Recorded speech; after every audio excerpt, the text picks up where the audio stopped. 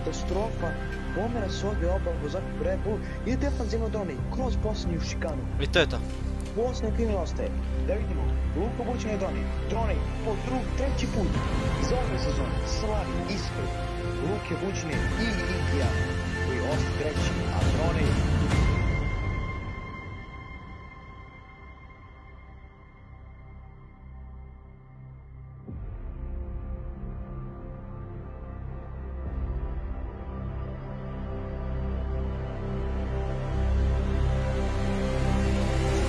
Drone i Filip Vuković. Vuković greši i Droni otvara priliku za... I još... Da li na pasu počinje Filip Vuković da se vrati na probačku? Ne. Sa Haludin 300. Da li može sada... Brezi recimo Droni i ovo je prilika da se... Vodi sad opet. I na pasu počinje... Sa unutrašnje strane prolazi drugi dali u kontakt dvojice.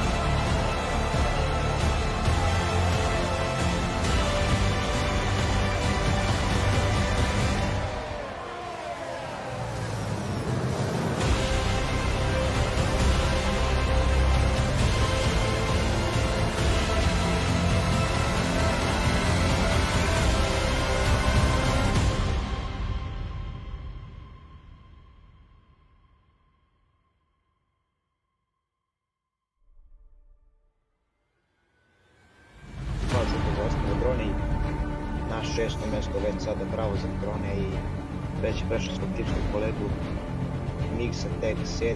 i ponovo loše startovi za Mixa i ponovo loše strategije na četvrtom. Vidimo Dronija kako stiže čim. Luka Vučina, Radošević, Caki, gledamo interval, gledamo potencijalnu borbu, evo mi Rimenja, kada vidimo Rijada, Druni Rijad, Freza, Čeko u Red Bullu, to pasmatra onako, gleda šta će se desiti, iza je Krci u Alpini, Caki je prošao na tu 15. poziciju i sada ide na 14. poziciju, Igi Radberi pada na 15. poziciju, ostajemo mi s Rijadom jer ovdje imamo DRS kojeg nema Emin.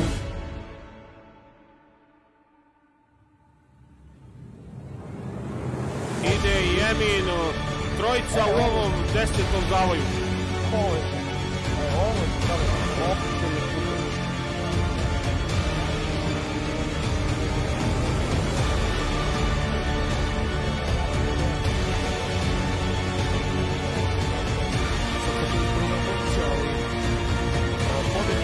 Velike nagrade Italije, Filip Vuković i povećava to pravo.